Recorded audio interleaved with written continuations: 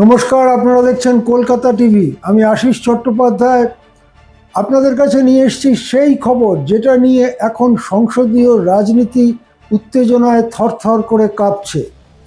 শাসক পক্ষ ঠিক করেছে সংবিধানের 131তম সংশোধনী বিল তারা সংসদে পাশ করাবেই। এই বিলে কি আছে? এই বিলে আছে লোকসভার সদস্য সংখ্যা যা আছে তার 50% বাড়ানো, 800-র বেশি হয়ে করে দেওয়া, এখন 543 আছে।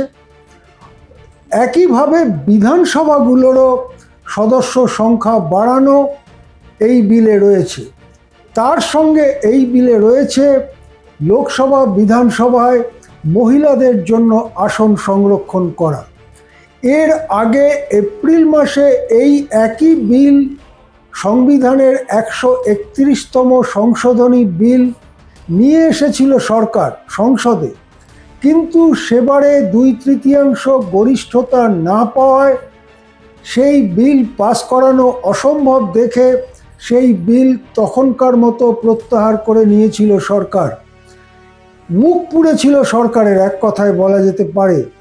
তারপরে এই কমাস গিয়েছে, কমাসে একটার পর একটা পদক্ষেপ নিয়ে যেটা নৈতিক নাকি অনৈতিক তা নিয়ে বড় চর্চার সুযোগ রয়েছে, সেই রকম পদক্ষেপ নিয়ে এনডিএ সংসদে তাদের গরিষ্ঠতাকে 2/3 নিয়ে যাবার চেষ্টা করেছে।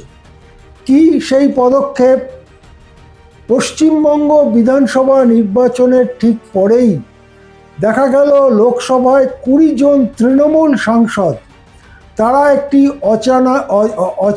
অজানা এনসিপিআই বলে দলে যোগ দিয়ে তারা এনডিএতে ঢুকে পড়লেন। কি দেখা গেল?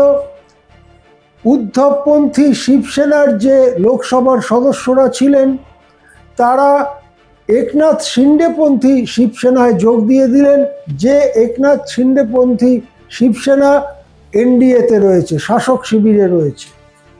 এই রকমভাবে একটার পর একটা দলের সাংসদ ভাঙিয়ে এনডিএর সদস্য সংখ্যা বাড়ানোর পাশাপাশি তারা চেষ্টা করলেন বিরোধী শিবিরে যে সমস্ত ফাটল ধরেছে, যেমন ডিএমকের 22 জন লোকসভার সাংসদ আছে, কিন্তু তামিলনাড়ু নির্বাচনের পরে কংগ্রেসের সঙ্গে ডিএমকের সম্পর্কে গভীর ফাটল সৃষ্টি হওয়ায় ডিএমকে এখন শাসকদের দিকে ঝুঁকেছে, আর সেই সুযোগ নিয়ে ডিএমকের 22টা ভোটও সরকার পাবে বলে মোটামুটি তারা আশা করছে। এই রকমই আরও কয়েকটি দল, যেমন ওয়াইএসআরসিপি, তাদের অন্ধ্রপ্রদেশের দল, তাদের সঙ্গে আলোচনা চালাচ্ছে সরকার। তেমনি এনসিপি শরদ পাওয়ার, তারা বিরোধী শিবিরেই রয়েছে, কিন্তু এই বিলটিতে তারা যাতে সমর্থন করে সেই চেষ্টা করছে সরকার।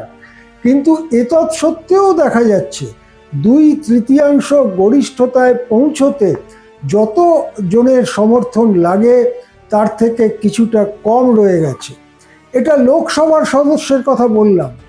রাজ্যসভাতেও কিন্তু একইভাবে নিজেদের সংখ্যা বাড়াবার চেষ্টা করছে বিজেপি। তার মধ্যে প্রথম আমরা যে ঘটনাটা দেখি সেটা হচ্ছে আম আদমি পার্টি দল থেকে 7 জন, রাঘব চাড্ডা, ক্রিকেটার হরভজন সিং সহ 7 জন রাজ্যসভার সদস্য তারা সরাসরি বিজেপিতে যোগ দিলেন। আমরা তারপরে কি দেখলাম? পশ্চিমবঙ্গ বিধানসভা নির্বাচনের পরে 3 জন রাজ্যসভার সাংসদ, তৃণমূলের টিকিটে রাজ্যসভার সাংসদ, তারা পদত্যাগ করলেন।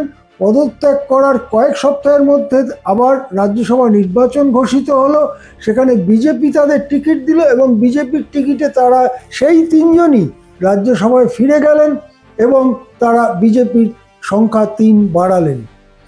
তৃণমূলের আরেকজন রাজ্যসভার সাংসদ, তার নাম কোয়েল মল্লিক, তিনি পদত্যাগ করে রাজ্যসভার সদস্য সংখ্যাটাকে 1 কমিয়ে দিলেন। আরও 2-1 জনের পদত্যাগ করার সম্ভাবনা নিয়ে কথাবার্তা চলছে। এইভাবে রাজ্যসভাতেও এনডিএর সমর্থক সদস্যদের সংখ্যা বাড়াবার গুরুতর প্রচেষ্টা এনডিএ নিয়েছে, কিন্তু সেখানেও দেখা যাচ্ছে যে 2/3 থেকে সামান্য হলেও পিছিয়ে রয়েছে এনডিএ। এই পরিস্থিতিতে তাহলে কি করণীয়? আবার যদি সংসদে বিলটি পেশ করে 2/3 গরিষ্ঠতা না পেয়ে হেরে যেতে হয় সরকারকে, তাহলে একেবারে মুখ পুড়বে নরেন্দ্র মোদী সরকারের। বিশেষ করে উত্তরপ্রদেশ নির্বাচনের আগে এই রকম একটা পরাজয় কিছুতেই নিতে পারবেন না শাসক শিবির। কি দেখা গেল? তাই এবারে কংগ্রেসের ঘরে গিয়ে রাহুল গান্ধীর চেম্বারে গিয়ে পৌঁছলেন সংসদ বিষয়ক মন্ত্রী কিরেন রিজিজু। তিনি নাকি রাহুল গান্ধীর কাছে জানতে চেয়েছেন যে এই যে 131তম সংবিধান সংশোধনী বিল, এ ব্যাপারে কংগ্রেস কি করবে। যেটা জানা যাচ্ছে যে বৈঠকে প্রিয়াঙ্কা গান্ধীও ছিলেন রাহুল গান্ধীর সঙ্গে। কংগ্রেস থেকে যেটা বলা হয়েছে যে মহিলা সংরক্ষণের ব্যাপারে তাদের আগেও কোনো আপত্তি ছিল না, এখনো কোনো আপত্তি নেই, কিন্তু লোকসভা এবং বিধানসভাগুলোর সদস্য সংখ্যা বাড়ানোর ব্যাপারে তাদের খুঁটিনাটি অনেক প্রশ্ন আছে, অনেক ভালোভাবে বিচার করে দেখতে হবে। তারা এক কথায় এই বিলকে সমর্থন করতে পারবেন না। তার সঙ্গে রাহুল গান্ধী এটাও জানিয়ে দিয়েছেন, ছাত্রদের ওপরে পুলিশি হামলা নিয়ে স্বরাষ্ট্রমন্ত্রীর বিবৃতি দাবি, রাম মন্দিরের প্রণামী চুরি নিয়ে প্রধানমন্ত্রীর বিবৃতি দাবি ইত্যাদি ব্যাপারে তারা যেমন সোচ্চার রয়েছেন সংসদে, সেই একইভাবে তারা তাদের কাজ চালিয়ে যাবেন, এটা কিরেন রিজিজুকে জানানো হয়েছে। যেটা জানা যাচ্ছে, কংগ্রেসের সঙ্গে কথা বলার পরে কিরেন রিজিজু কেন্দ্রীয় মন্ত্রী, তিনি এই ব্যাপারটা স্পিকারকেও জানিয়েছেন এবং অন্যান্য সরকারের সর্বোচ্চ পর্যায়েও জানিয়েছেন। সব মিলিয়ে এখন হিসেব নিকেশ করা চলছে। বিশেষ করে দক্ষিণের দলগুলো, যাদের যদি জনসংখ্যার ভিত্তিতে সংখ্যা বাড়ে লোকসভার সদস্যের, তাহলে তাদের ক্ষতি হওয়ার আশঙ্কা এবং অনেক বেশি লাভবান হওয়ার আশঙ্কা উত্তরপ্রদেশ, বিহার, মধ্যপ্রদেশের মতো রাজ্যগুলোর। তাই নিয়ে দক্ষিণের দলগুলোর বিরোধিতা রয়েছে। সেই জন্য শেষ পর্যন্ত ডিএমকে, তাদের সঙ্গে কংগ্রেসের সম্পর্ক যতই খারাপ হোক, এই বিলটায় সমর্থন করবে কি করবে না তা নিয়ে ডিএমকের মধ্যেও দ্বিধা দ্বন্দ্ব কাজ করছে। এদিকে সূত্র মারফত জানা যাচ্ছে যে 13ই আগস্ট বাদল অধিবেশন শেষ হবে সংসদের।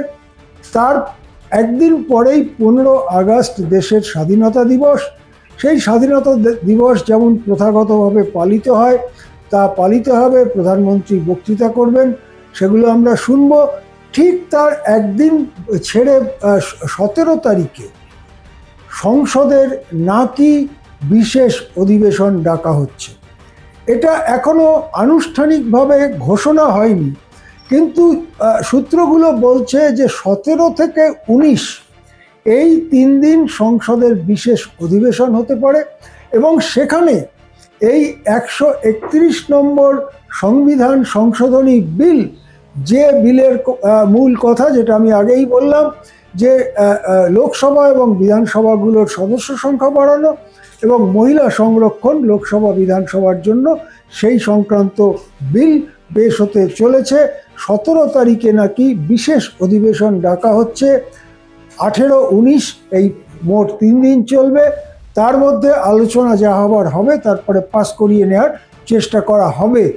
তার আগে ক্ষেত্র প্রস্তুত করবার জন্য কংগ্রেসের কাছে দৌত্য করতে গিয়েছিলেন কেন্দ্রের মন্ত্রী কিরেন রিজিজু, কিন্তু সম্ভবত তিনি খুব আশা পাননি রাহুল গান্ধী, প্রিয়াঙ্কা গান্ধীদের কাছ থেকে। মোটামুটি হতাশ এবং খালি হাতেই তাকে ফিরতে হয়েছে, এমনটাই জানা যাচ্ছে সূত্র মারফত। এখন এ পর্যন্তই। দেখতে থাকুন কলকাতা টিভি।